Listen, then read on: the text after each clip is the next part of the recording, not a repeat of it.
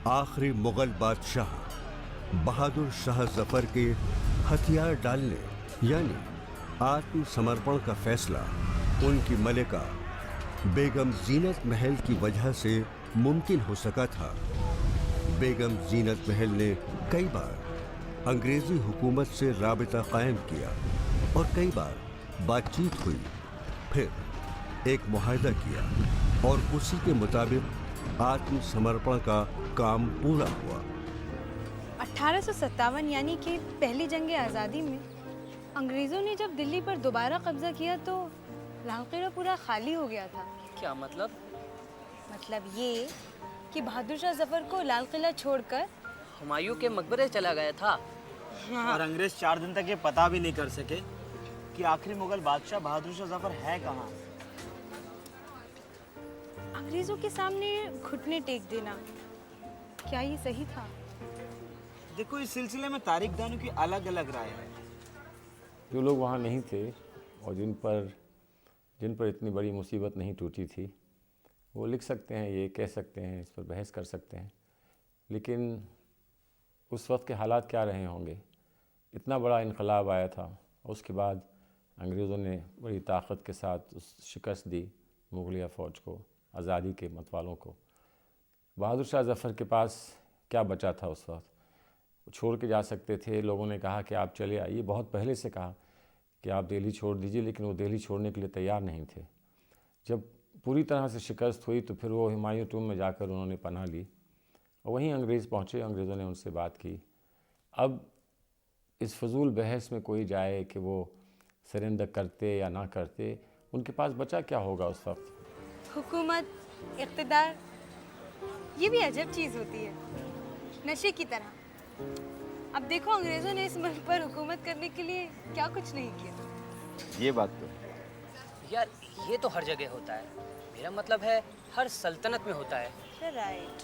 तारीख के पन्ने गवाह हैं कि हुकूमत हासिल करने के लिए लोगों ने खून की नदियाँ बहा दी।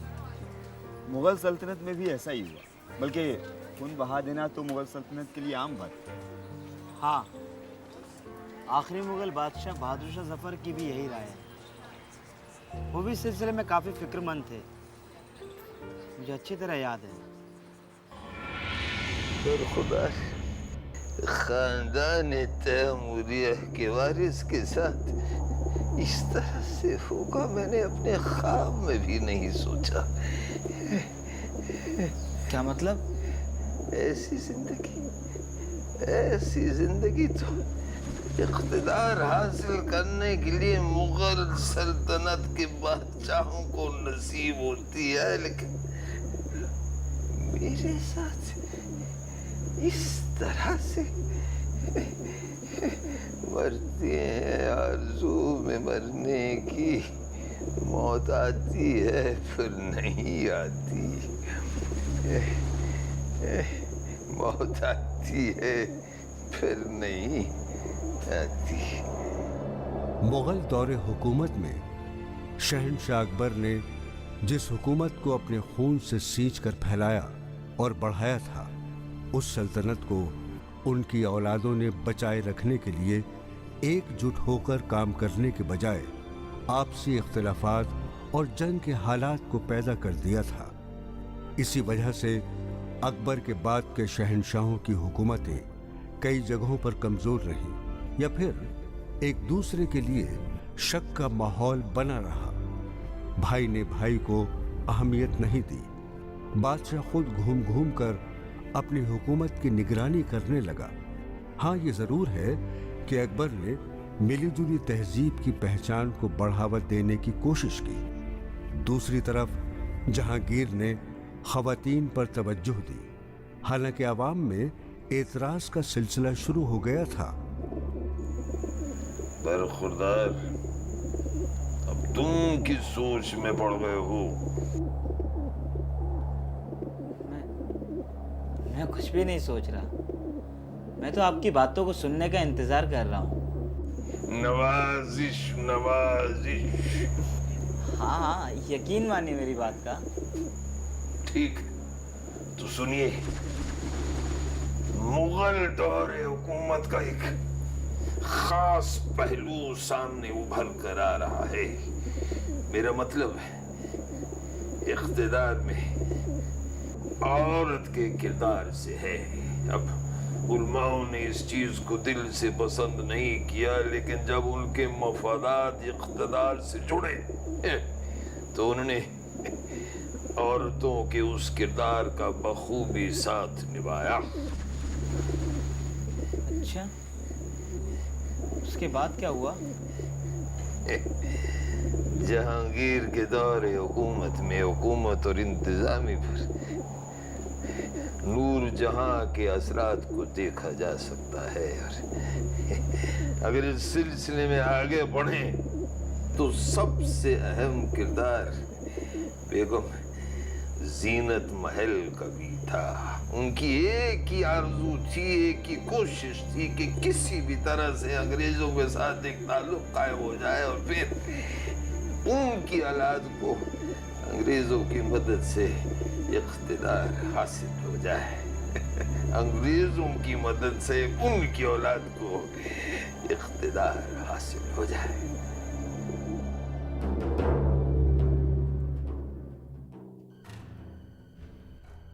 जहां पना, आप शहजादे खुसरो को बहुत अहमियत दे रहे हैं।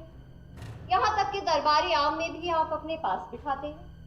क्या वो काबिले इत्मीनान है? मलका आलिया, अगर पर्दा और दूसरी पाबंदियां ना होती तो आप भी हमारे साथ बैठते। उनके हौसले बहुत बढ़ गए हैं। आपने तो अपने खुर्रम तक को ज्यादा बर्दाश्त नहीं किया था, और फिर खुसरो तो बहुत सी नाकाबिले माफी आजादियों का इस्तेमाल कर रहे हैं। बेगम, आप खुर्रम को लेकर ज्यादा परेशान ना हो। एतमादो दौला कहाँ है? आइए। जहां पनाह के हुजूर में आदाब बजा लाता। आइए मेहरबान एतमादो दौला, और हमें बताइए कि कंधार में क्या क्या वाकयात हुए। जहां पनाह, इन मामलात को अपने साथियों पर छोड़ दीजिए। क्या मैं आज रात एक अजीम और शान दावत का इंतजाम कर सकता हूँ? बहुत खूब। इस दावत में यह हुक्मनामा भी जारी किया जाए। यहाँ से तमाम शाही फरमानों पर मलका आलिया का नाम दर्ज होगा और उनकी इज्जत की जाए। शहंशाह के हुक्म से मलका आलिया के एजाज के लिए खास सिक्का भी चलाया जाए। आलम पना, आपने तो हमें निहाल कर दिया। मेरे बिरादरे मोहतरम आसिफ खान भी मेरे साथ आपके इस फैसले के लिए शुक्रगुजार है। दानिशमंद तरीन और इंतहाई मेहरबान शहंशाह जहांगीर के तमाम तारीफ। मैंने शाही सफी सर थॉमस रो के बारे में आलम पनाह की मंशा के मुताबिक कार्रवाई की। वो आपसे रुखसत की इजाजत के लिए दरबार में हाजिरी चाहते। आइए। आलम पना की खिदमत में आदाब बजा लाता हूँ। अजीम बरतानिया के शाह जेम्स के लिए ये सिफ्सनामा अपने साथ ले जाइए। ये सिफ्सनामा दरबार में बावाज़े बुलंद पढ़ा जाए ताकि हमारी रियाया हमारे जज्बे से आगाह हो सके। जो हुक्म जहांपना, अपने खानदान के हकीकी वारिस हैं। हम आपको कभी फरामोश नहीं कर सकते। जिस तरह खुशबूदार फूलों के बाग में फूलों के हुस्न और खुशबू में इजाफा होता रहता है, उसी तरह आपके लिए हमारी मोहब्बत व एहतराम में इजाफा होता रहे। कोई और खिदमत जहांपना? काफी है। सफीर मोहतरम, हम आपको सलाम रुखसत पेश करते हुए आपकी महफूज सफर की दुआ करते हैं। आलम पना, सिपास नामे के अल्फाज तो बहुत खूबसूरत है, लेकिन इसमें इनाम कुछ कम नजर आता है। एक सफीर के तवील और थका देने वाले सफर के लिए ये साजो सामान बहुत कम है। मुझे उम्मीद है कि आलम पनाह मुझे आइंदा और जिम्मेदारियां देंगे। खुदा हाफिज। हमें आपकी मोहब्बत में बड़ा लुत्फ हासिल हुआ।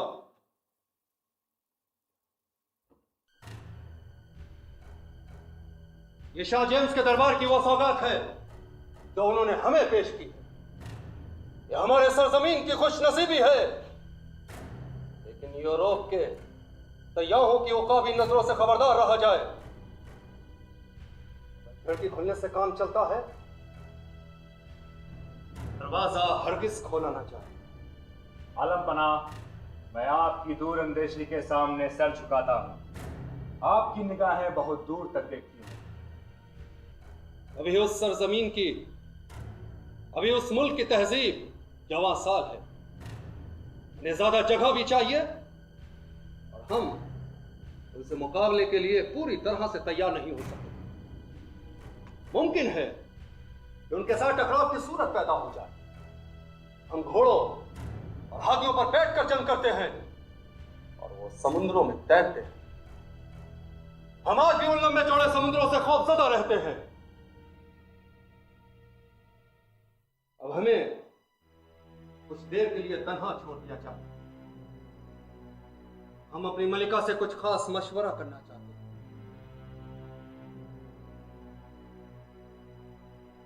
आलम पना और मलिका आलिया की खिदमत में इस नाचीज का सलाम रुखसत। मेरी आरजू है कि मुझ पर हमेशा मेहरबान शहंशाह की सरपरस्ती है।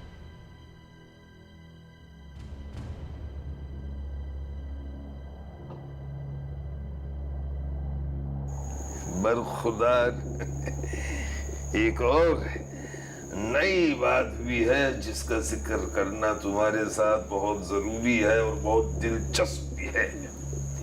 कौन सी नई बात जहाँ बना? वो नई बात कुछ यूं है कि मुगल दौरे हुकूमत में कुछ ऐसे लोग थे, बल्कि यूं कहिए कि हुकूमत में आने के ख्वाहिशमंद कुछ ऐसे हजरात थे जो न सिर्फ शहजादों का कान भरते थे बल्कि बादशाह को भी अपने फर्जंद के खिलाफ उकसाते थे। शहजादों को हुकूमत ना मिलने का खौफ दिलवाकर वो क्या कहते थे कि सुनो, बादशाह फिलां बेटे को ज्यादा मानते हैं, बादशाह फिलां बेटे से ज्यादा प्यार करते हैं, वो तुमको अपना वारिस हरगिज नहीं बनाएगा क्योंकि वो फिलां बेटे की ताजपोशी के लिए तैयारियां कर रहे हैं, वगैरह वगैरह वगैरह। और यही लोग बादशाह को अपने बेटे के मुखालिफ बनाने में माहिर थे, यानी कि उनके दोनों हाथों में लड्डू आता रहा। अब आप ही बताइए, ये बात कितनी गलत थी? ये तो बिल्कुल गलत बात थी जहाँ पर ना। लेकिन दिलचस्प भी है। आप क्या सोच रहे हैं जहाँ पर ना? आप कुछ ज्यादा ही गमगीन लग रहे हैं। बरखुदार, मैं जब मुगल सल्तनत के गुजरे हुए औकात के बारे में सोचता हूँ तो मैं बहुत गमगीन हो जाता हूँ, और होना भी चाहिए। मुझे क्या, मुगल दौरे हुकूमत के हर वारिस को गमगीन होना चाहिए। ऐसी बातों पर गमगीन होना तो लाजमी है हमारे लिए। मैं कुछ गलत तो नहीं कह रहा हूँ? आप सही कह रहे हैं जहाँ बना। आगे क्या हुआ? आगे क्या होता, बस एक नया माहौल पैदा हो गया। मुगल दौरे हुकूमत में ये भी देखा गया कि जिन लोगों की पहुंच बेगम तक होती थी वो बेगम के कान भरते रहते थे, और इब्तिदाई जमाने की बेगमात उस पर यकीन करती रही। जहांगीर को शायद इसका एहसास था, इसलिए वो नूरजहां से न सिर्फ तबादला ख्याल करते थे बल्कि उन्हें दरबार तक में बैठने की इजाजत दी और उनके नाम का सिक्का तक जारी किया। ऐसा इससे पहले कभी और कहीं देखने को नहीं मिलता। जहांगीर बेगम से तबादला ख्याल करते रहे, इसलिए उनकी बेगम की जानिब से भी माकूल मशवरे आते रहे। ये सच है कि उन दोनों की पसंद अलग अलग थी। बादशाह खुसरो को पसंद करते थे तो नूरजहां खुर्रम को, लेकिन दोनों को बुढ़ापे की फिक्र सता रही थी और ये फिक्र वक्त गुजरने के साथ गहरी होती चली गई। बेगम, हमारे दिल में ये ख्वाहिश पैदा हो गई है कि हम सुबह गोश होकर किसी तरह मकाम पर अपना वक्त गुजारे, लेकिन हमारे बेटे हमारी इस ख्वाहिश को पसंद नहीं करते। उनका वालिद और शहंशाह उन्हें नाकाबिले बर्दाश्त होता जा रहा है। क्या बुढ़ापे के दिनों में हमें अपनी ख्वाहिश पर अमल नहीं करना चाहिए? जहां तक शहंशाही में आप इंतहाई ताकतवर हैं और आपको ताकतवर होना ही चाहिए, लेकिन ये वो ताकत नहीं है जिसने अकबर आजम को ललकारा था। एक बादशाह को बादशाह ही रहना चाहिए, उस वक्त भी जब उसकी शख्सियत में मौजूद एक बाप उसे बाज रखने की कोशिश करे। लेकिन हमारी बगावत एक मकसद के लिए थी, लेकिन हमारे बेटे हमारे शहंशाह रहते हुए हमारे तख्त के लिए जंग चाहते हैं। दावात के कुछ कम निगाह लोगों ने हमें अपने वालिद मोहतरम के खिलाफ बगावत के लिए उकसाया। आप जानती हैं कि पहाड़ में तामीर की जाने वाली अपने वालिद मोहतरम की कब्र की ज़ियारत के लिए हम नंगे पांव गए थे। हमें हजारों बार इसी तरह अपने वालिद मोहतरम की कब्र की ज़ियारत के लिए जाना चाहिए। बेगम, जब आप हमारे सामने यह खुशरंग फल रखती हैं तो हमें अपने वालिद मोहतरम की कमी का बुरी तरह से एहसास होता है। हमने अबुल फजल को कत्ल कराकर बुढ़ापे में अपने वालिद मोहतरम को बहुत सदमा पहुंचाया। आलम पर, अब आप उन वाकयात के बारे में ज्यादा ना सोचिए जो आपको रंजीदा कर देते हैं। आइए और आवाम के लिए जंजीरे इंसाफ देखिए।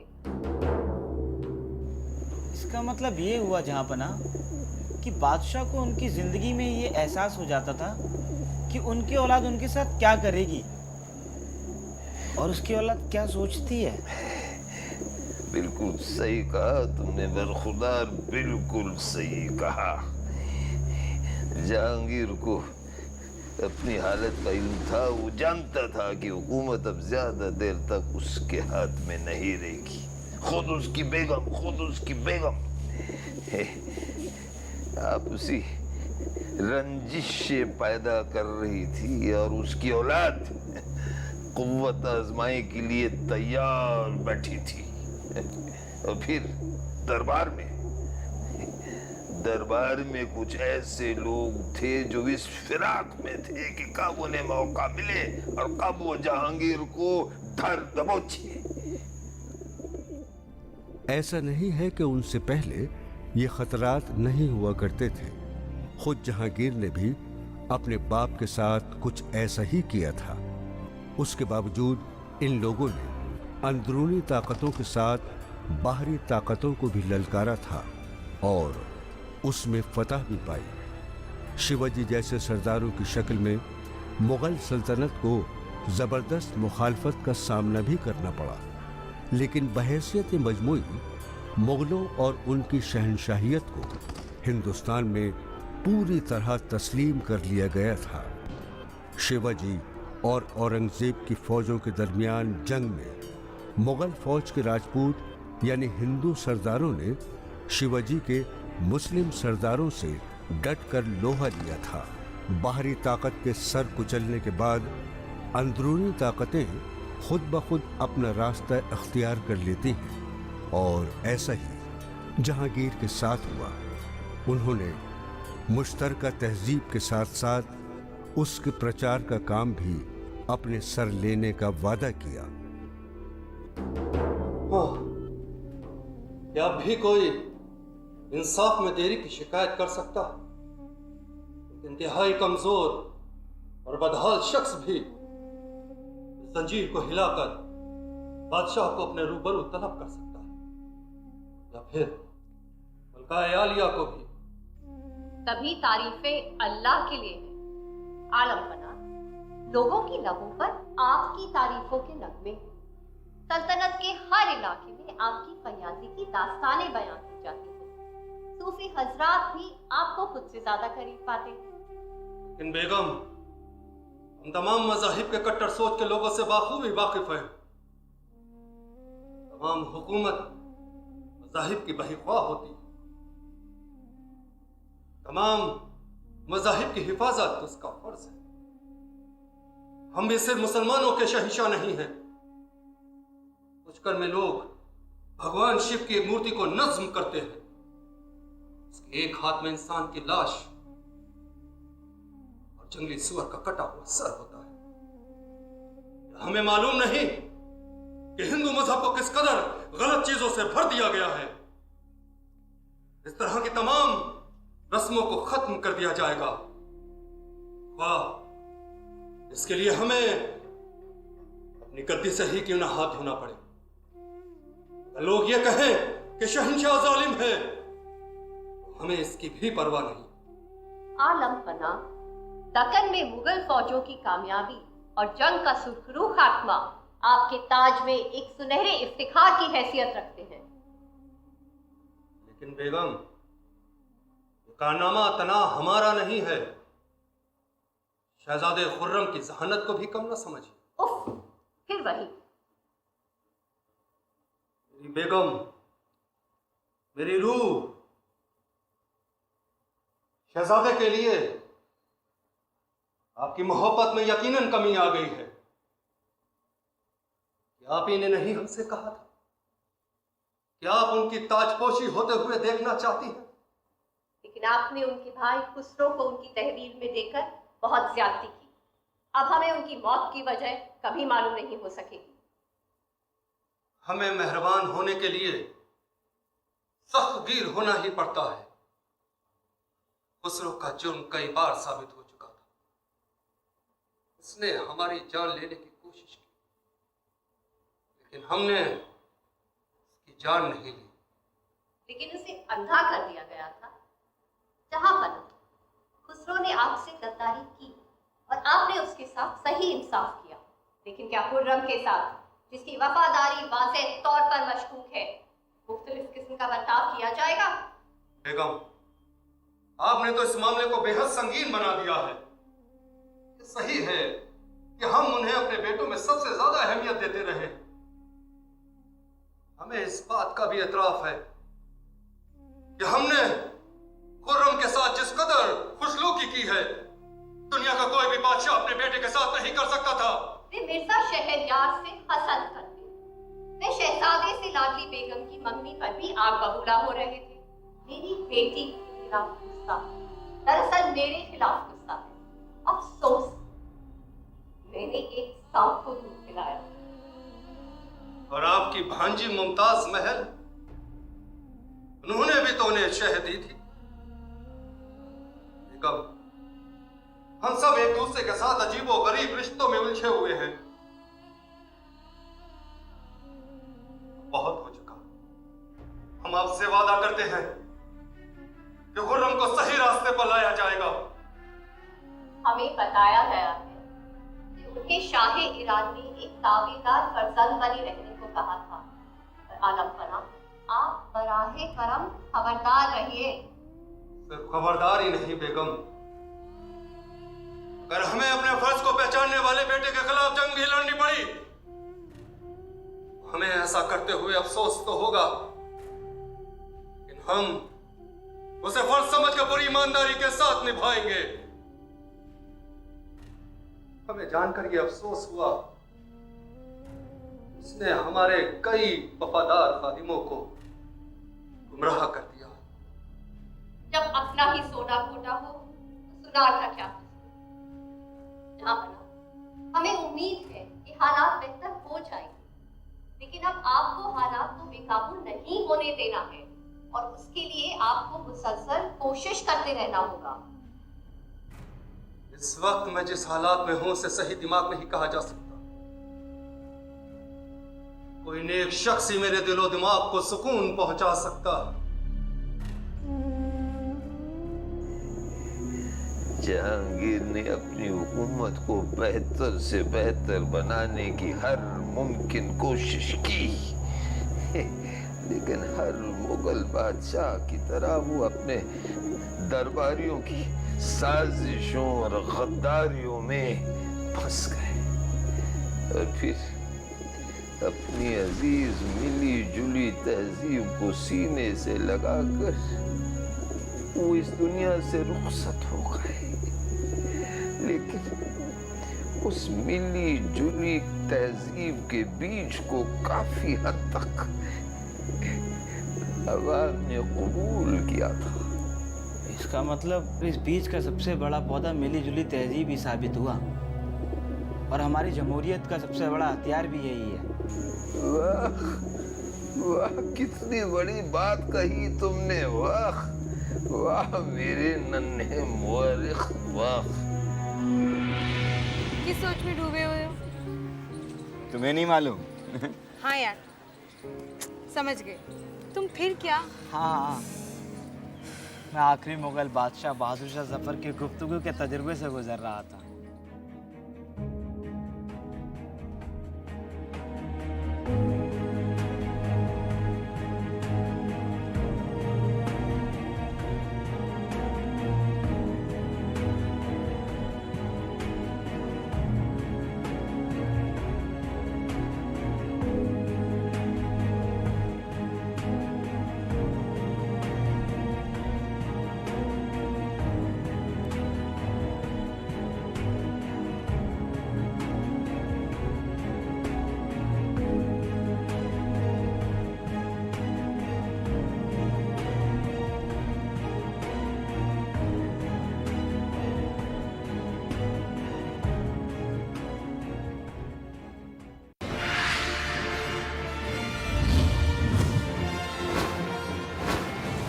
आप देख रहे हैं डीडी उर्दू हिंदुस्तानी तहजीब।